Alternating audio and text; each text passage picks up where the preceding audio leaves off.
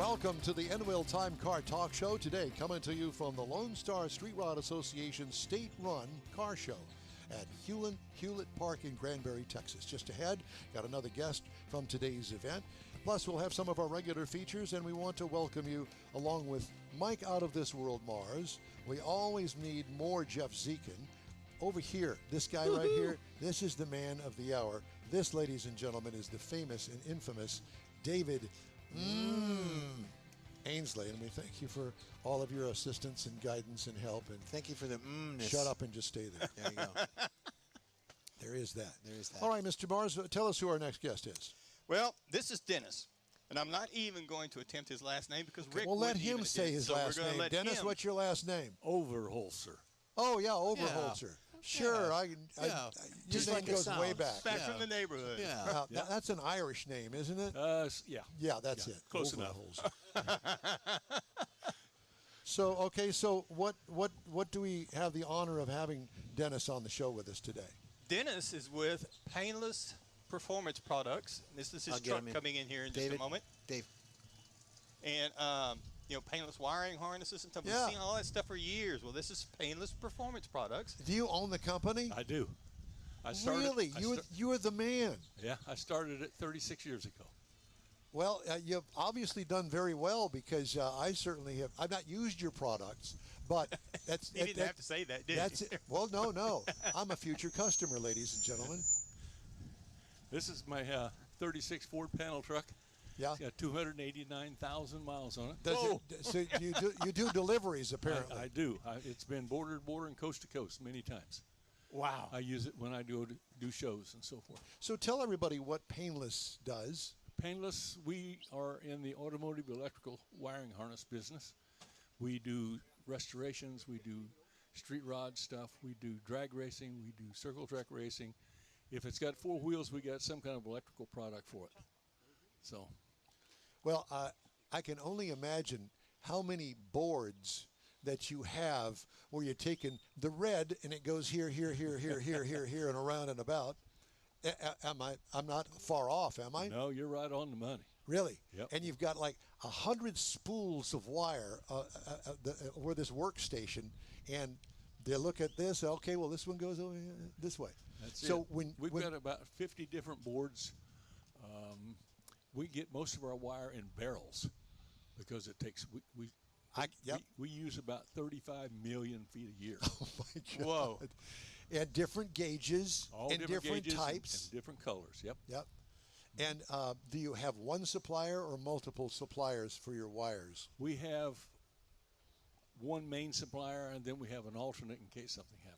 And backup, yeah. And where is your factory, so to speak? Our factory is on Ludell Street, which is just east of downtown Fort Worth. Seriously? So you're Texas-based? Yes. Always? Always. Are you a Texan? Well, I moved here in 1970 after I got out of close the military, enough. so that's close enough. Yeah. And after 50 years, you can say you are. Yeah. So you're a Fort Worther. Yes. And you live outside of Fort Worth. And did you choose Fort Worth when you moved here or started the business? Well, I moved here to get away from the cold. I was raised on a corn farm in Indiana, so I wanted to get away from all that and moved here in 1970 and lived in northeast Fort Worth, Keller area for a long time. Interesting. And then in 96, I built a two-story log home on some property out in Weatherford. So that's where I live now. But always Very been nice. here. That's good. Well, it's an honor and pleasure to meet you. I got fingers in front of my face and everything else. We're just waving at our fans. Yeah. Is that what it is? Something tells me not. It's the police the fire department is here. So I will tell you that I have a little history in Indiana. Yeah. Yeah.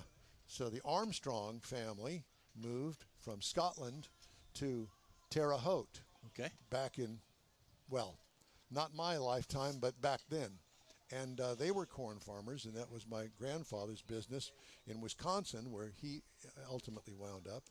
And so I'm a Midwesterner, too, and I found the right place in Texas. Yep. Yeah. So you get that.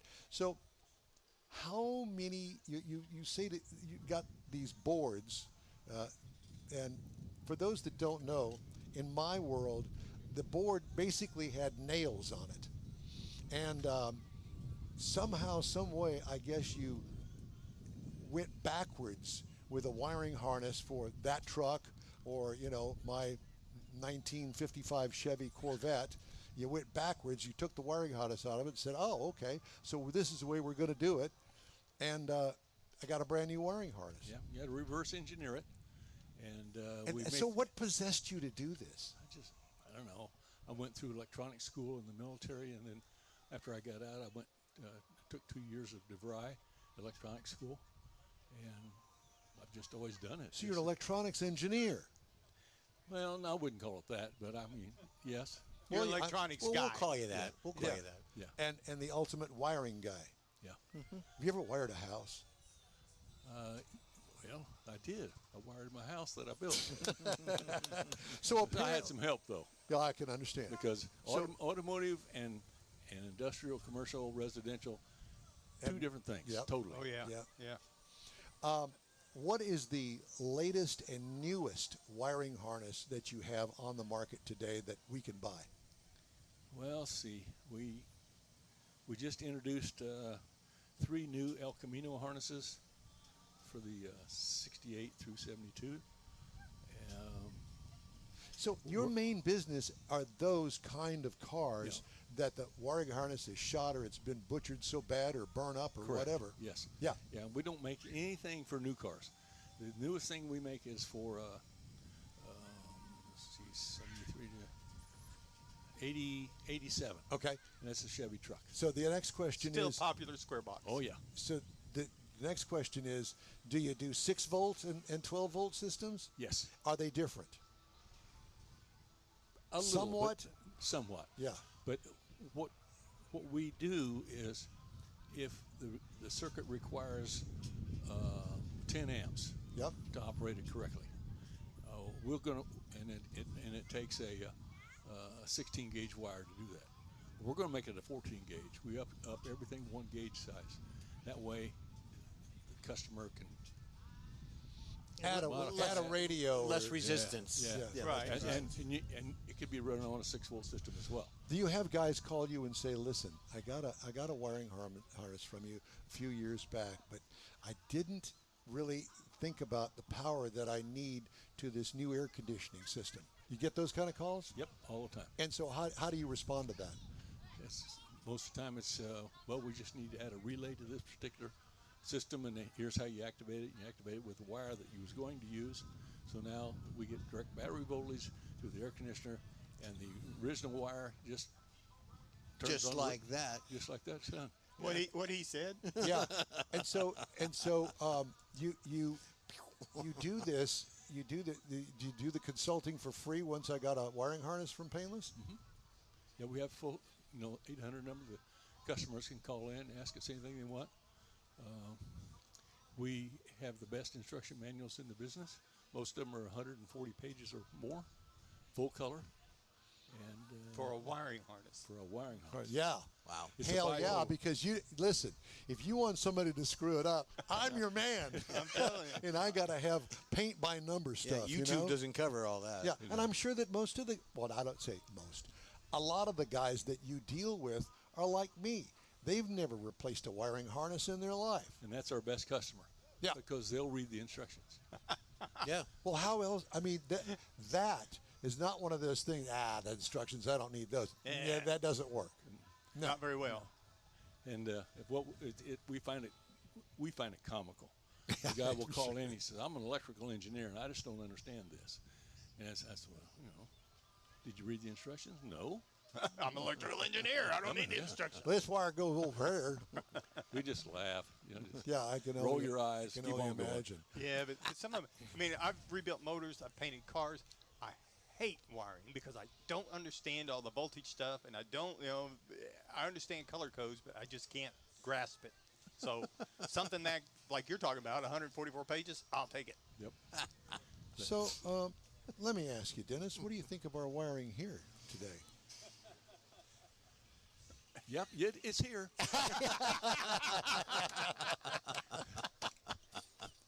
Well, I just had to Had to kind of ask that Thank question. you for that. Yeah, because guess what? I don't know what's here either, so it's all right.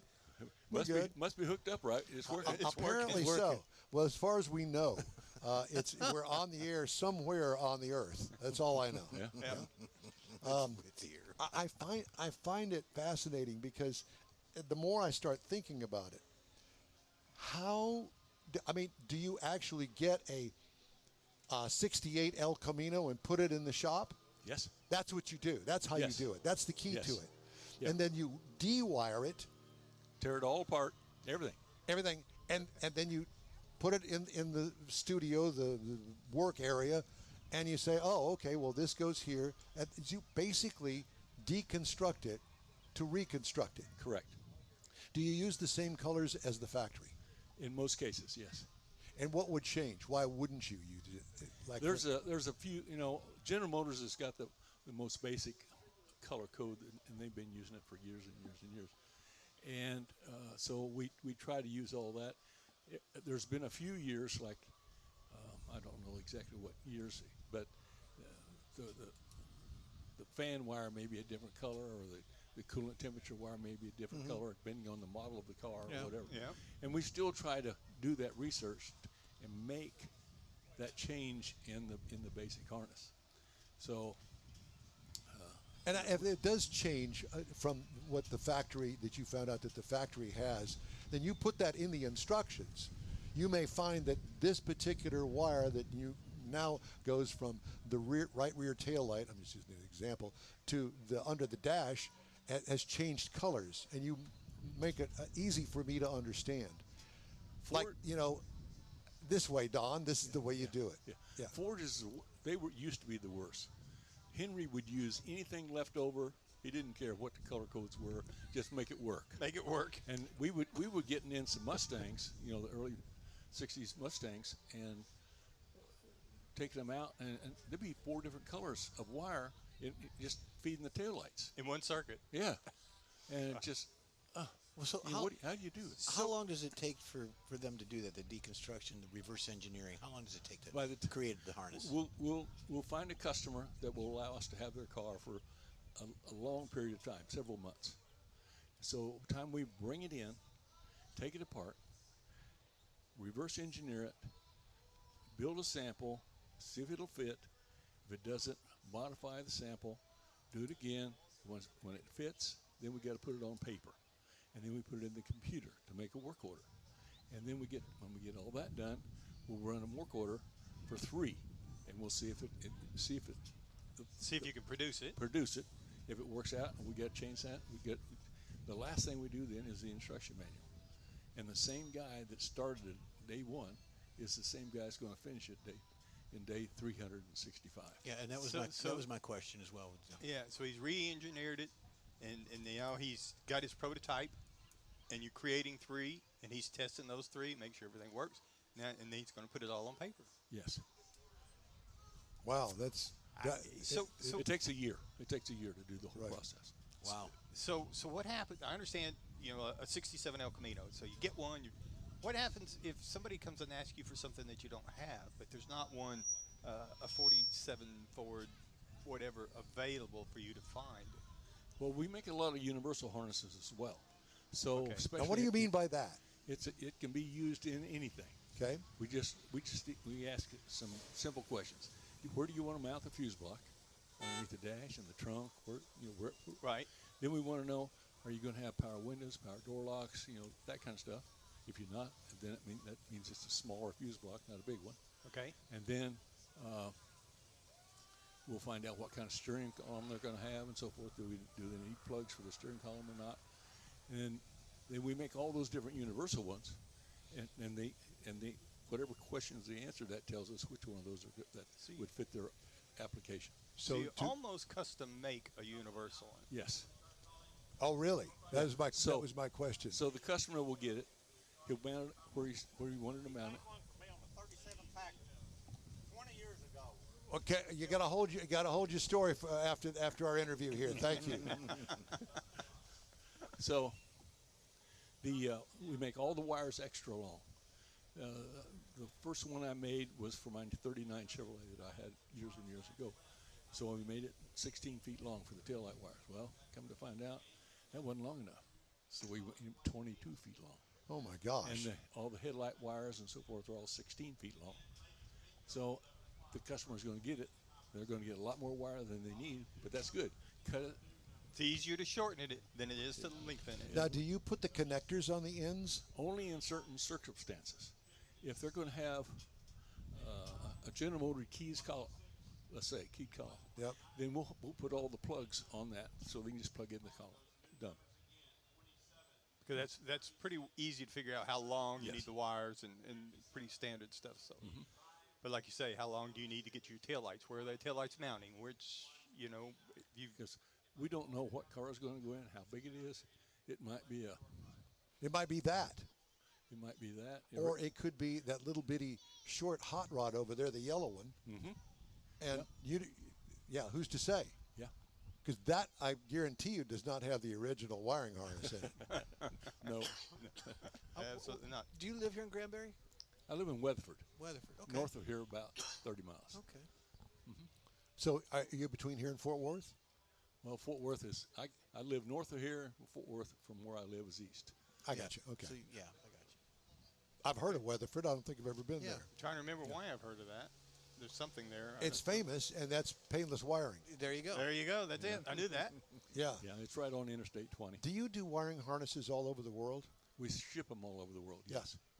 Amazing, isn't it? Yeah, we used to And make. you started this business? Yes, sir. I made my. How did you market it? In the early days? Now, what do you call early days for you? I've wired my first car in 1964. Okay. I had a 33.3 window coupe. All right. And then I did it myself. But when I got out of the military, everybody wanted to, can you come over and help me fix my wires and so forth like this? So that's what I would do. And then I was working at a Ford tractor dealer as a mechanic and later on as a service manager. So I had a friend come to me one day. He says, I know a guy that has a wiring harness company, and he's looking for somebody to help him produce one for the hot rod industry. He says, can you do that? And I said, yes, sir, I can do that. So in the evenings, after I get off work from the tractor dealer, I'd go and do some design work and build and so forth. Introduced it, got it finished in late '89. Introduced it at the Fort Worth Rod and Car Show in 1990 in a 37 Ford Cabriolet that didn't have any interior or anything in it, so it made So perfect. you can see all the wires. You can see all the wires. Very so good. we did that. I made some, took them to the paint swap meet, sold them all the first day, and so made a whole bunch more and took them to Columbus, Ohio, to the Street Rod National, sold them all the first day. And that's In other words, you didn't make enough. Ding, ding, ding. But I had an advantage because for 11 years I was a volunteer for the National Street Rod Association. So I knew all the vendors there. I knew I had all the connections. And it made the world of difference. Then And that gives a different meaning to connections from your world to the living world. Electrical connection. Yeah. But then I got very involved with SEMA. I don't know if you're familiar with Yes, them. sir. Absolutely. I give them 20 years of my life, and a lot more connections, and things happen. So everything's. Congratulations! Yes. What a great story to tell. Absolutely. I mean, this is a story for a book. Guys would buy it. I've sold. I've written 3 books already. Have you? Well, there you go. Well, I'm a day late and $1 short, just like the rest of my life. But whatever. I got to tell you one more story. Please do. How we got our name. Yes. Oh, yeah. We incorporated as Perfect Performance Products, and we were that way for a while when I was building my first harnesses. And so I had a friend. His name was Tex Smith. He was the editor for Hot Rod for a while, and he was also had his own publication called Hot Rod Mechanics. And he called me one day and he said, I hear you got in the harness business. What are you thinking? You know, he's giving me a hard time, but he says, I'm building a $1 a pound roadster. and that's what he had. It was a little roadster, and he didn't want it to cost any more than it weighed. So he says, "Would you send me a harness, and I'll put an ad in my upcoming issue of Outrod Mechanics?" I said, "Yeah." So I did, and he did. And the phone blew up. And then in October of 1990, his latest edition came out, and sure enough, there's a full-page ad, and the top of it said "painless wiring," and it's been painless wiring. And he was just using it as an adjective, for your product. But now, how cool! That's how it started. That is. Is he still alive? Are you still in touch with him? No, Tex passed away a few years back. Yeah. Wow, that's a great story. Yeah. So lots of cool things. And you talked about marketing. You know, he's marketed himself, all the contacts, the network. Another quick story. Okay, I'm coming home from an event in Knoxville, Tennessee. It was National Street Rod Association South, and so when I go back to Texas, I always look to see what the weather is in Memphis or Birmingham, so I know which way I'm going to go. Yeah. So it's storming in Memphis, so I'm going to take the southern route down to Birmingham and go across, and so I get down there and I get on the loop in Birmingham. I'm headed west on 20, and all of a sudden I get a CB radio, and of course that was back in the 90s. Yeah. Everybody had one, but it lights up, and I can see these two trucks coming at me, and one guy says, "Wow, look at that yellow truck over there. That's pretty cool." And the other guy comes on. He says, "Oh yeah, that's that Painless guy. He drives that all over the country." So I just reached up. "Thanks, guys." There you go. So it's just stuff like that. Yeah. And us. When we saw Painless wiring, we were going, "Wow, that's really cool. Yeah, I wonder if that's the guy." And it's you. Mr. Painless. Somebody had to do it, right? Absolutely. Exactly. Well, I mean, I can only imagine you go places and you're famous for your wiring harnesses. I mean, I think you are. I've heard of Painless wiring since you went into business. I didn't know it any different. Absolutely. Yeah. And I certainly didn't know any of the I didn't know any of that stuff. I have seen videos of a wiring harness board where you loop it through like a rug. Yeah. Well, it was basically a 4x8 sheet of plywood with nails in it. That's it. Yeah. Is that you still doing it that way? Yep. Oh my God, they're still doing it that way. Now we have little clips instead of the nails, but yeah. But still, you still got to lay it out by hand. Everyone's laid out.